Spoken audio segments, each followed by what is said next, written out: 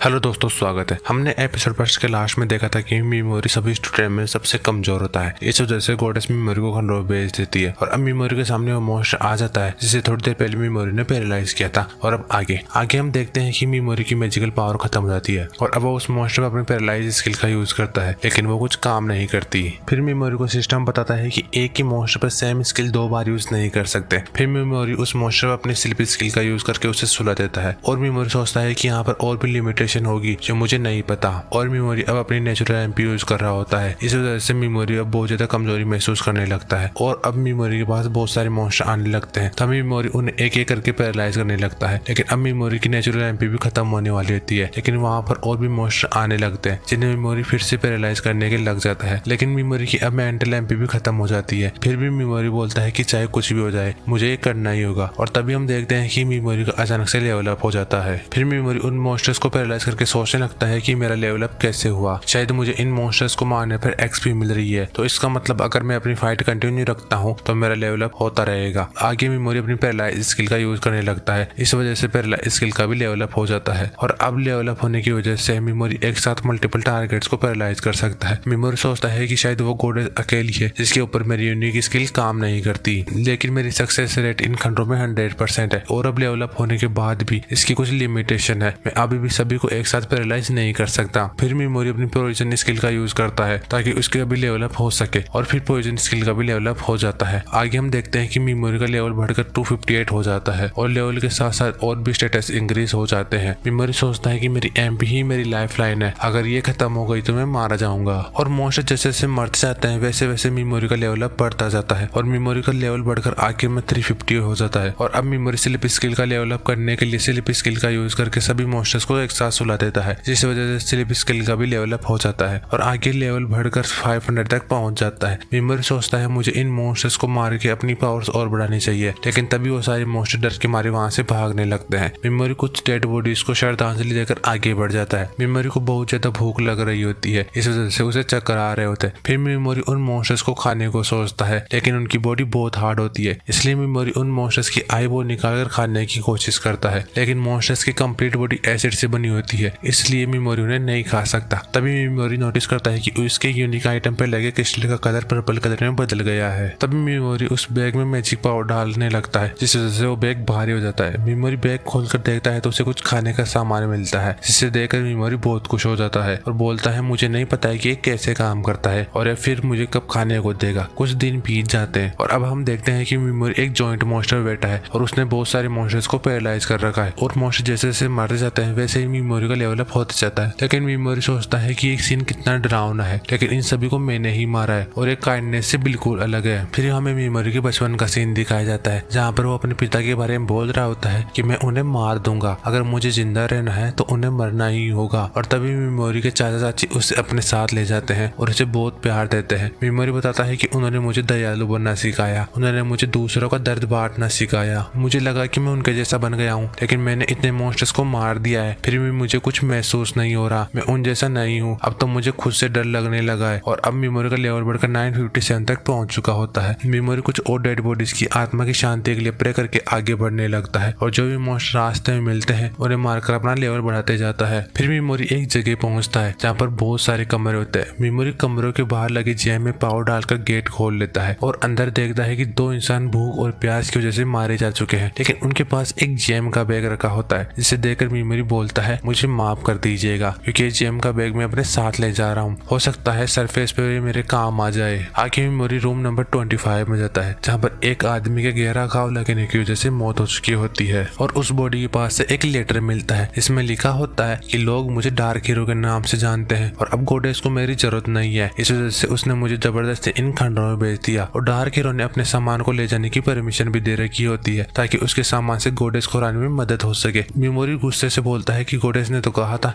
कि the great demon empire बुरा है, लेकिन गॉडेस तो उनसे भी बुरी है, लेकिन शायद मैं भी उनसे अलग नहीं हूँ क्योंकि मुझे गॉडेस से बदला लेना है, लेकिन दुनिया बचाने में मुझे कोई इंटरेस्ट नहीं है। फिर मेमोरी डार्क हीरो का सामान चेक करने लगता है, तब उसे फॉरबिडन आर्ट्स की एक बुक मिलती है जिसमें मेडिसिन और मैजिक टूल लिखे होते हैं। उसके बाद मेमोरी को एक फॉरबिडन स्पेल का एक पेज मिलता है जिसमें मैजिक बनाने की रेसिपी होती है, लेकिन मेमोरी वो लैंग्वेज समझ नहीं पाता। मेमोरी सोचता है कि डार्क हीरो ने सब चीज अपनी जान पर खेलकर यहाँ छिपाई, इसका मतलब ये अनमोल है और ये जरूर पावरफुल स्पेल होंगे। अगर मैं इन्हें डिकोड कर लूं तो गोडेस से फाइट करते टाइम मेरे काम आ सकते हैं। ये सोचकर मिमोरी वहां से जाने लगता है और तभी मिमोरी बुक में लिखा एक नोट देखता है जिसमें डार्क हीरो ने लिखा होता है कि सोल ईटर से सावधान रहना, उसने सबको मारा है। मिमोरी को रास्ते में और डेड बॉडीज मिलती है जिनके लिए मिमोरी प्रे करके आगे बढ़ जाता है। आगे मिमोरी को एक गेट दिखता है जिसे देखकर मिमोरी सोचने लगता है कि शायद इस गेट से मैं बाहर जा सकता हूँ, लेकिन इस गेट को खोलने के लिए इसके अंदर कुछ डालना पड़ेगा। आगे मिमोरी अपना स्टेटस ओपन करके देखता है और उसका लेवल 1229 हो गया होता है। मिमोरी सोचता है यहाँ पर आते वक्त जितना मैं लेवल अप कर सकता था उतना मैंने कर लिया और उम्मीद है कि मैं इसे सोल ईटर को हरा सकता हूँ। और तभी मिमोरी दीवार में लगे एक सर को देखता है और समझ जाता है कि यही सोल ईटर है। मिमोरी सोल ईटर पर अपने पैरालाइज स्पेल का यूज करने ही वाला होता है, तभी सोल ईटर अपने लेजर बीन से मिमोरी के हाथ पर वार कर देती है जिससे मिमोरी को बहुत ज्यादा दर्द होने लगता है। मिमोरी सोचता है कि लेजर से उसी वक्त अटैक करती है तब मैं करता हूँ और मुझे स्किल एक्टिवेट करने के लिए स्किल का नाम बहुत जोर से बोलना पड़ता है और क्या मुझे अपनी पावर्स और बढ़ानी चाहिए ताकि मैं इसे हरा पाऊँ। और तभी सोल ईटर दीवार तोड़कर बाहर आ जाती है। मिमोरी बोलता है कि इसने सबको मारा है और लगता है यही वो चीज है जो रेंस ऑफ डिस्पोजल पर राज करती है। अगर मैंने इसे हरा दिया तो मैं बाहर जा सकता हूँ। आगे हम एक लड़की को देखते हैं जो कि किसी से छुपकर भाग रही होती है और छुपने के लिए खंडरों की तरफ आ जाती है। आगे हम देखते हैं कि सोल ईटर अजीब से लिक्विड की उल्टी करके बहुत सारे मॉन्स्टर बना देती है। तब मिमोरी सोचता है कि ये मुझे मारे हुए लोगों के फाइनल फेस दिखा रही है और ये देखना चाहती है कि मेरा फाइनल एक्सप्रेशन कैसे होने वाला है और इसी से खुद को एंटरटेन करती है। और ये मॉन्स्टर तो बहुत घटिया लग रहे हैं। आगे वो सोल ईटर बहुत तेज चिल्लाती है और मिमोरी उन मॉन्स्टर्स को पैरालाइज करते ही उनके ऊपर पॉइजन स्किल एक्टिवेट करने वाला होता है, लेकिन मिमोरी बोलता है मैं ये नहीं कर सकता। भले ही आधे मर चुके हैं लेकिन फिर भी इंसान है, मैं इन पर पॉइजन स्पेल कैसे यूज कर सकता हूँ? मैं ये नहीं कर सकता। मैं तुम्हारी तरह नहीं हूँ जो अपने फन के लिए इंसानों के साथ खेले। मैं पॉइजन कास्ट नहीं कर सकता। और ये सब देखकर सोल ईटर हंसने लगती है और फिर से उल्टी करके बहुत सारे मॉन्स्टर बना देती है। तब मिमोरी सोचता है कि इसे ये सब करने में मजा आ रहा है और उन मॉन्स्टर्स को खुद से दूर रहने को बोलता है और जोर जोर से चिल्लाने लगता है जिसे देखकर सोल ईटर हंसने लगती है। तब मिमोरी सोचता है कि अपने एंटरटेनमेंट में डूब गई है और यही सही मौका है। और मौका देकर मिमोरी सोल ईटर के साथ साथ सभी मॉन्स्टर्स को पैरालाइज कर देता है और बोलता है कि ये तुम्हारी लाइफ का बेस्ट मोमेंट था और तुम इसमें इतना डूब गई। क्या तुमने नोटिस नहीं किया कि मैंने स्टार्टिंग से लेकर एंड तक अपने लेफ्ट हैंड को नीचे ही नहीं किया था? और तुम्हारे स्ट्रॉन्ग मॉन्स्टर्स की यही प्रॉब्लम है कि तुम कभी भी ऐसा मोमेंट देखते हो तो तुम खुद को सबसे पावरफुल समझने लगते हो और सामने वाले को कमजोर। तुम्हारा ये और कॉन्फिडेंस ही तुम्हारा दुश्मन बन जाता है और मिमोरी के पैरालाइज स्किल का लेवल अप होने लगता है। फिर मिमोरी बोलता है कि जो कुछ भी मैंने किया है वो सिर्फ बस एक नाटक था। आगे मिमोरी बताता है कि काफी महीनों और सालों तक मैंने खुद को हार्मलेस बनाने की कोशिश की, मैंने काइंड बनने की कोशिश की और मैं खुद को धोखा देता रहा और असल में मैं भूल गया कि मैं कौन हूँ। मैं बस साइड कैरेक्टर की तरह एक्टिंग करता रहा और ये सभी मॉन्स्टर मुझे मारने आए थे और चाहे इंसान की सोल से ही क्यों ना बने हो, फिर भी यह है तो मॉन्स्टर ही। मैं इन्हें कभी भी जिंदा नहीं छोड़ने वाला था और जो भी मुझे मारने की कोशिश करेगा वो मारा जाएगा। आगे मिमोरी सभी मॉन्स्टर्स पर अपनी पॉइजन स्किल एक्टिवेट कर देता है जिसे देखकर सोल ईटर पैरालाइज होने के बाद भी हिलने की कोशिश करती है, इस वजह से उसे एक्सट्रीम डैमेज होने लगता है। आगे मिमोरी सोल ईटर पर भी पॉइजन स्किल एक्टिवेट कर देता है और बाकी के सभी मॉन्स्टर्स पर स्लिप स्किल का यूज करता है जिससे मिमोरी का लेवल अप होने लगता है। सोल ईटर के मरने के बाद सभी इंसानों की सोल्स आजाद होती है जिनको सोल ईटर ने कंज्यूम कर रखा था। सभी सोल्स मिमोरी को थैंक यू बोलती है आजाद कराने के लिए और डार्क हीरो मिमोरी को गोडेस को हराने को बोलते हैं। मिमोरी बोलता है कि मेरा ये दायित्व नहीं है लेकिन तुम टेंशन मत लो, मैं गोडेस को जरूर हराऊंगा। आगे मिमोरी सोल ईटर के सर पर लगे बड़े से क्रिस्टल को निकाल कर गेट पर लगा देता है जिससे गेट खुल जाता है और मिमोरी रेंज ऑफ डिस्पोजल से बाहर आ जाता है और इसी के साथ एपिसोड 2 कंप्लीट हो जाता है। Thanks for watching.